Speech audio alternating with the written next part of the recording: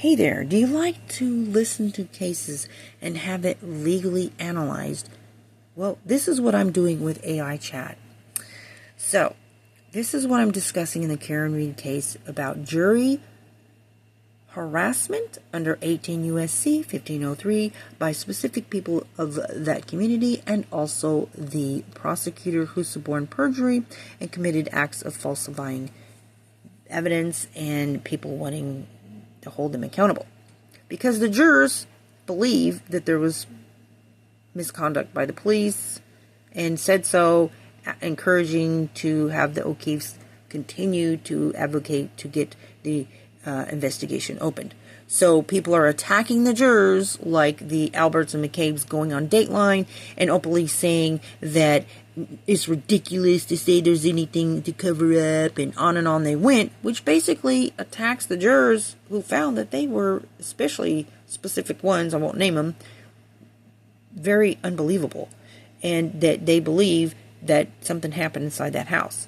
So they go online and they start attacking that idea, which in theory is attacking the jurors. And Hank, while they're trying to move for false claims by taking videos together and clipping them and to act like one particular juror was jury misconduct, trying to get the verdict thrown out, okay?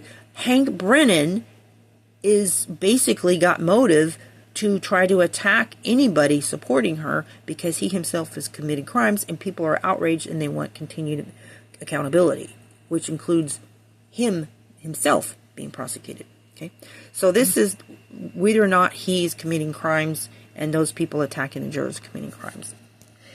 So, Hank Brennan's act of suborning perjury, falsifying evidence, like the gaslighted attempt to present a total missing taillight when the state video shows taillight intact. Red pieces are still there, is minimally damaged. Even a cop testified that taillight did not look like that when he was there before they towed it. To what they presented at the trial was completely different. Okay, so the cop who testified the taillight had minimal damage did not look like picture presented at trial. Jurors focused on that and said so. The campaign claiming jury misconduct began. At the same time, Hank Brennan not only ignored such abuse of jurors, he openly accused that Read supporters influenced the jury, disrupting justice. That's false, since he himself took part and selected that non-biased jury. He made such comments after jury went on the media and told assurances how they were not in any way influenced by anyone, and went in great detail how they labored over much evidence to come to their verdict. For Hank to make such comments about Read supporters, disrupting the verdict and harassing any and all witnesses who testified to the facts that discredited the police and their witnesses, like Lucky the trooper who said she couldn't, that, there was no body on the lawn, and also, the trooper who said that Karen could not possibly be at the Alberts house at 12:45, as some of those witnesses testified, because they said she auto-connected at John's house at 12:36, which was a few miles away, and in a snowy night, it would take several minutes to get from A to B, and because he took his last step at 12:32. And before he took his last steps at 12:32, there was another block of time where he had walked 80 feet, went up and down stairs, and then took his last several steps, which the last one was concluded 12:32. So it's just not possible, right?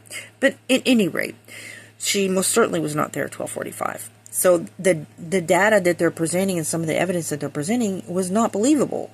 Just wasn't, because there was just too many lies, basically. And the taillight they focused that didn't match at all. They were gaslighting them. And they just didn't accept it.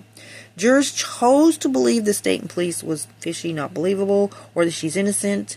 His statement that people demanding arrest of Alberts for perjury and him being accountable for suborning perjury, and basically saying that any kind of the idea of there was a cover-up is nonsense. So he's basically insulting, their findings, while there's an active movement to say that that there's jury misconduct and that they were wrongly influenced. Okay?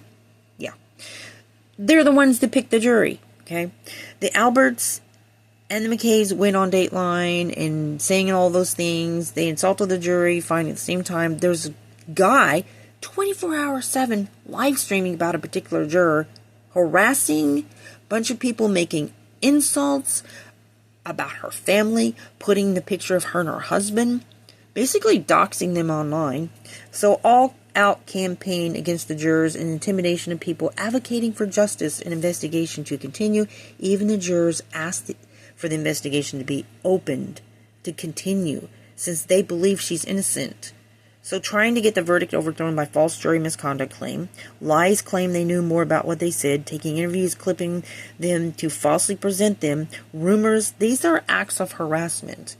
So Brennan trying to protect himself from the public outrage, which by the way, there's two other people candidates trying to, get a position in the DA's office to replace Morrissey, right? So he's got motive, right? So wanting him investigated does show engagement to harass the jurors under 1503. So, it's going to break down the statutes. You're pointing to very serious concern if you describe campaign of harassment and false accusations of misconduct began against the jurors after they delivered the verdict, especially when they came forward believing Karen Read was innocent and suspected of corruption. This falls squarely into the realm of potential violation of 18 U.S.C. 1503. 18 U.S.C. 1503's applicability. This statute is designed to protect the integrity of the judicial process, and that protection extends to jurors not only during the trial, but also after a verdict. Okay? If the intent of the harassment is to punish them for their decision or to undermine the finality of the judgment, endeavors to influence, intimidate, or impede any grand or petite jury can apply to post-verdict actions if they are intended to deter future actions or to discredit the judicial outcome. And keep in mind there's also a civil trial. They're trying to taint the jury pool for the civil trial, and maybe just intent to harass people of the community about their finding if there's ever an accusation of police corruption. Okay? False accusations as a form of harassment. Spreading lies about a juror, claiming they knew about more than they said, taking interviews and clipping them to falsely present their statements. These are all forms of harassment that could be construed as attempts to intimidate or impede jurors or to corruptly influence the administration of justice by undermining public confidence in the verdict and the jury system itself. Public statements by legal professionals. If a legal professional like Hank Brennan makes public statements that accuse Reid supporters of influencing the jury after the jury articulated the reasons for the verdict and stated they were not influenced, and especially if he simultaneously dismisses calls for investigation into alleged police misconduct, this creates a deeply problematic narrative while attorneys have a right to comment on a verdict. Their statements can cross a line if they appear to condone or amplify juror harassment or falsely undermine the juror's integrity, particularly, okay, when they were involved in the jury selection process that aimed for impartiality. Allegations of Hank Brennan's conduct, suborning perjury, and falsifying evidence. This is a grave accusation. If there are allegations that Hank Brennan, 1, suborned perjury, meaning he knowingly induced or procured a witness to testify falsely under oath, this is a felony and severe ethical breach for any attorney. Yeah, Alberts testifying, all them DAs that were involved in the conspiracy to have the Alberts testify that their dog never attacked anybody, knowing that the reports show that they bit and attacked people. There was never any incident. Okay, that's a criminal act. They're all guilty. Everyone in that office should be prosecuted that had any partaking of that. To include Hank Brennan saying he investigated thoroughly all the evidence and there's no evidence of anything corrupt. So, yeah, he's a part of that narrative and he should be prosecuted. So, falsified evidence, such as the example you gave of the taillight, presenting a total missing taillight when the state video shows it intact with red pieces and a cop testifying to minimal damage when he saw it before it was towed, inconsistent with the presented picture. Falsifying evidence is another serious felony and ethical violation directly obstructing justice. These allegations would warrant a serious investigation, jurors explicitly focusing on and discrediting such evidence like the taillight discrepancy in their deliberation speaks to the defense's ability to expose weaknesses in the prosecution's case. If Brennan then retaliates against the jury's findings by accusing Reid supporters of disruption, it could be seen as an attempt to shift blame or discredit a verdict that exposed issues with the prosecution's presentation. Jurors requesting further investigation. This is highly unusual and significant development if jurors, after reaching a not guilty verdict, and you know what? I'm going to go further. I'm going to go further to these candidates who are also attorneys who are speaking publicly and also going along by omitting the very things, claiming they know a lot of detail, and saying that she should have never been charged with second-degree murder because if she was intoxicated, as they say, she didn't have the intent, to form the intent. But then they completely ignore the crooked things that they're doing. I think they're just as much as in conspiracy, and they absolutely should not be elected. Pray to God somebody from the outside will come in and take over who actually has the courage to fully stand up and consider Karen Read a victim, because she is. Her boyfriend was murdered, and they tried to frame her for it. Anyways, moving right along. Impact on the verdict. This action by the jurors lends credibility to the defense's argument of a potential cover-up and puts immense pressure on authorities to address the unanswered questions the juror clearly failed to remain. Contradiction to misconduct claims. Their request for further investigation directly contradicts any claims that they were influenced or acted improperly. It suggests a genuine desire for justice based on the evidence or lack thereof presented. Public campaign against the jurors and advocates for justice. That means all of us who say things anywhere that we know she's innocent, we absolutely can quote things that we see as police corruption. And if anybody tries to act like we're conspiracy theorists or derogatory things about us, and that, we're trying to anyway try to influence, you know what?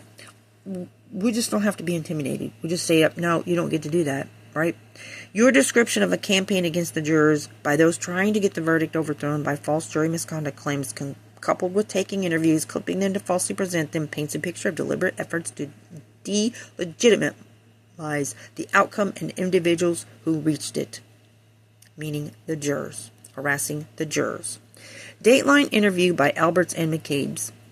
If the Alberts and McCabe's went on Dateline and insulted the jury's finding or dismissed the idea of a cover-up as ludicrous, while simultaneously a live stream guy, presumably public figure, spread lies about a juror and Hank Brennan made similar claims, this contributes to the atmosphere of harassment and intimidation you're describing. I think a Dateline should be also held accountable.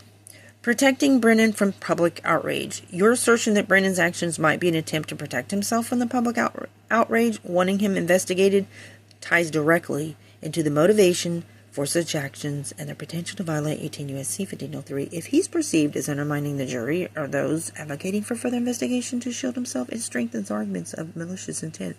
In summary, your points highlight a multifaceted concern. Post-verdict harassment, intimidation of jurors. This is a direct threat to the judicial system and potentially a federal crime under 18 U.S.C. 1503. Allegations of misconduct by a special prosecutor, suborning perjury, falsifying evidence. These are extremely serious charges that, if proven, would lead to severe legal and professional consequences. The jury's unique call for further investigation. This is a powerful signal that raises questions about the original investigation and prosecution, a broader campaign to discredit the verdict and those seeking further justice. This can exacerbate the issues of harassment and undermine public trust in the legal process. Given the recent verdict and these subsequent developments, it is crucial for any allegations of juror harassment, witness intimidation, or prosecutorial misconduct to be thoroughly investigated by the appropriate authorities. The integrity of the justice system depends on the protection of jurors and the fair and ethical conduct of all parties involved. And so you, as a viewer of this video, you know what? You have power. You personally are needed. If you could just write the FBI, you know what? It doesn't even matter if you live in that state or if you even live in this country. Because everybody has a right to speak about what's right and what's fair. And when the law is they're violating their own law, everybody can give their opinion. And I'm asking everybody, especially people that live there in Massachusetts, to write the Department of Justice and say, listen, this is serious. We want justice. And I think people should go to those candidates who are openly wanting to replace the DA Morrissey and say, listen, you're not going to get my vote if you can't even consider Karen Read as a victim. If you can't accept what the jury has found, that there's actually something wrong with the police investigation, and that they believe he died in that house, and that they felt that this video of this taillight does not match. If you are going to tell me that you look at that video where all those pieces are intact, and then you see the picture that they showed at trial, and if you're going to say the same thing that they said, that that's one and the same, you will not have my vote. It is so very important for you to do that.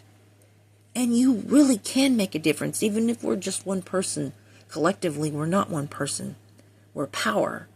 And another thing that you can do that's very, very helpful is share what I'm saying. Take the link, in the description that I'm going to put in this video. There's a 71 count indictment against the feds.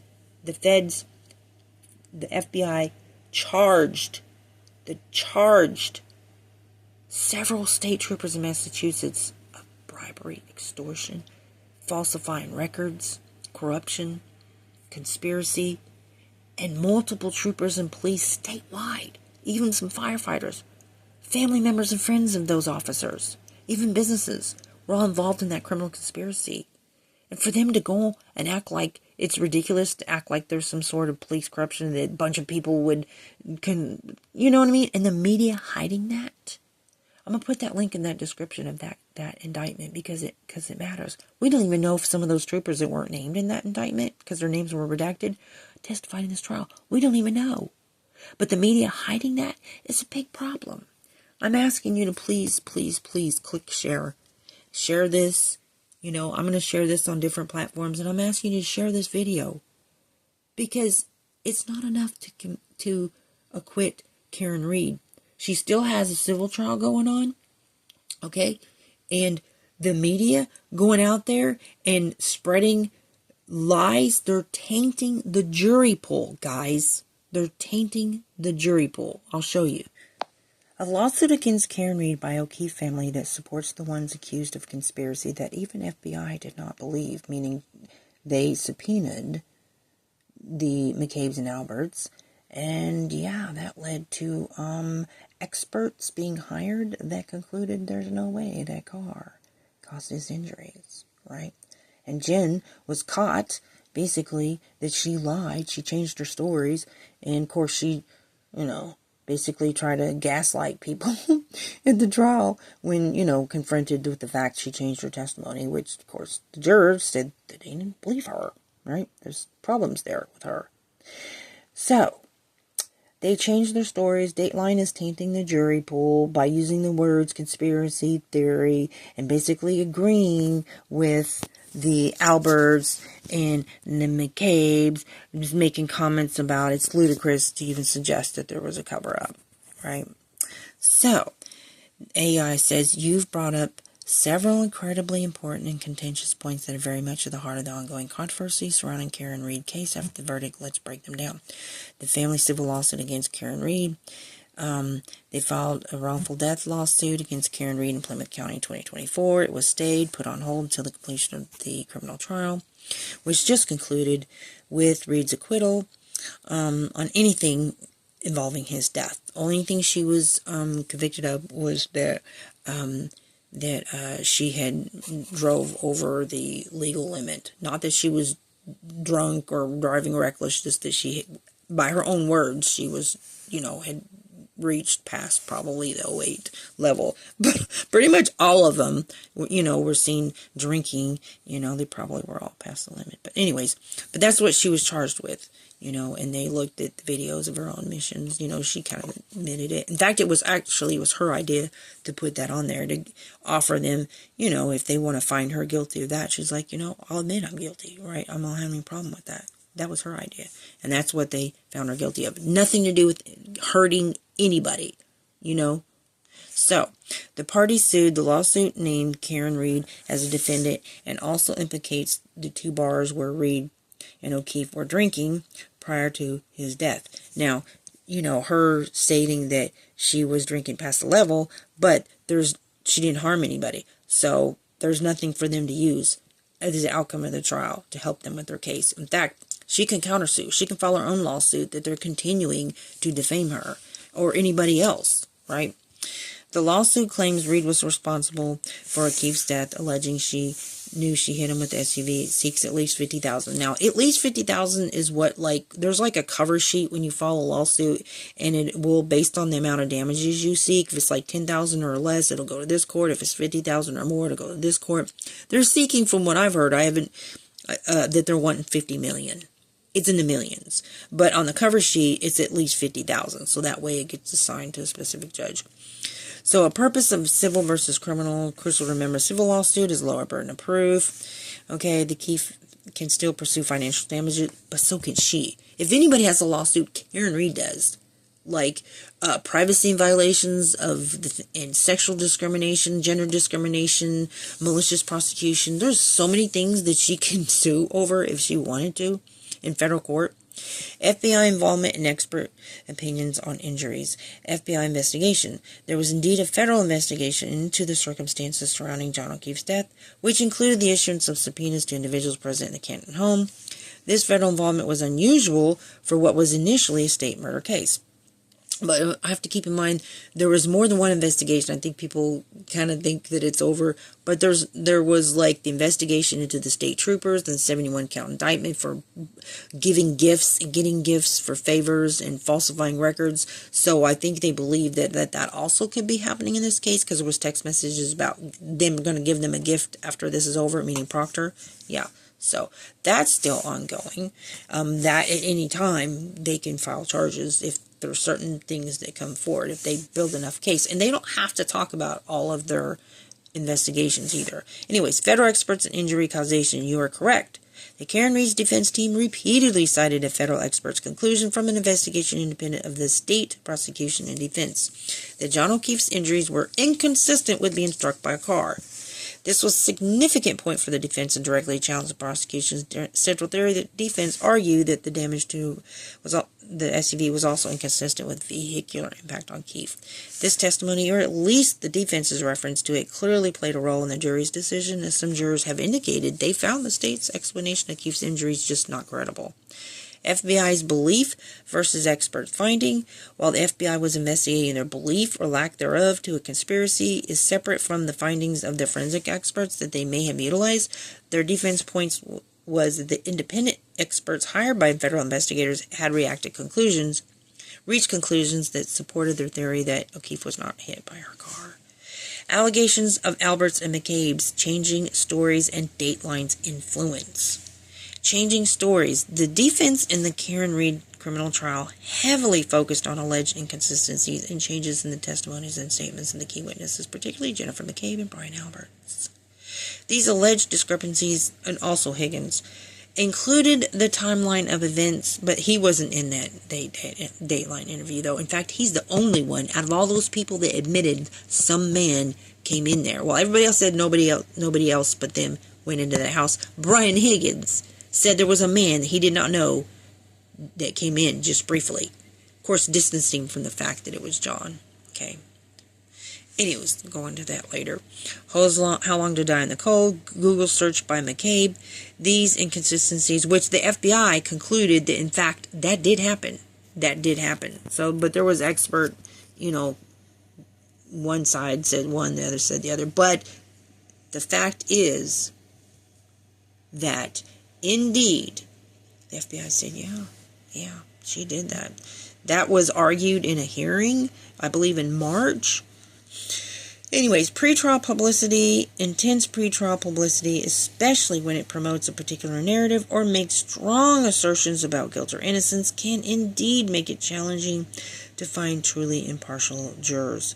Judges often take measures like extensive voir dire, jury selection questioning, and instructing jurors to avoid media. Post-verdict commentary and juror integrity. Your specific point about Dateline and others insulting the jurors, finding and using conspiracy theory, agreeing with Alberts and McCabe's dismissing the cover-up idea as ludicrous, is highly problematic if it leads to public discrediting or harassment of the jurors. That's why I say Dateline's guilty too.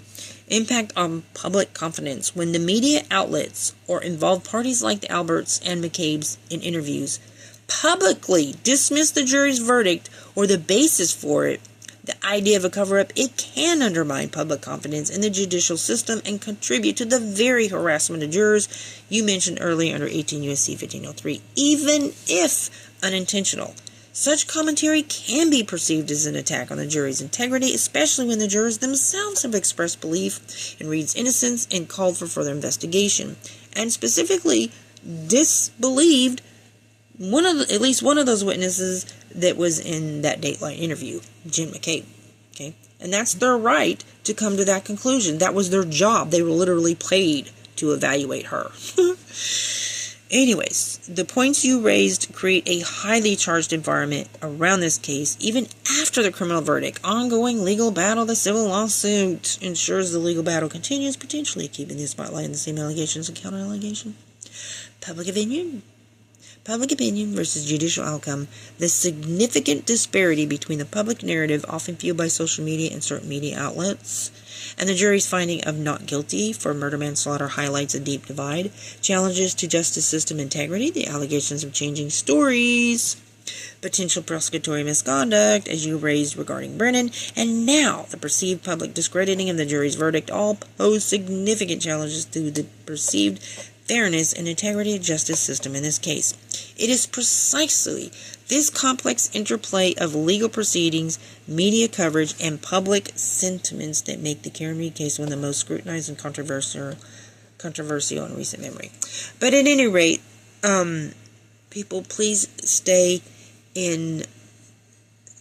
please contact, if you live in that area and you happen to be seeing this video, you have power. You can take steps like contact the DA, the candidates who's running to replace Morrissey. Say, listen, if you're going to tell me that you can look at that video and see how intact that taillight was, and then you can see the picture of what they presented at trial completely missing, and just act like that's not falsified evidence, especially in light that a cop said that that's not what it looked like, then please, I'm not going to vote for you. I mean, let them know. Say, I want an assurance from you, if you want my vote, that you are going to reopen this investigation. You're going to go in that house and you're going to luminol that house from top to bottom.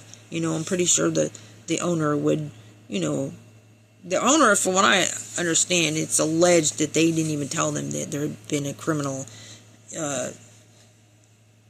somebody died on their lawn, basically. Anyways, but I thought it was really nice of them to be helpful with the defense, who went in there and took pictures of paint that was dumped in the garage that looked purposeful, that possibly covered up blood.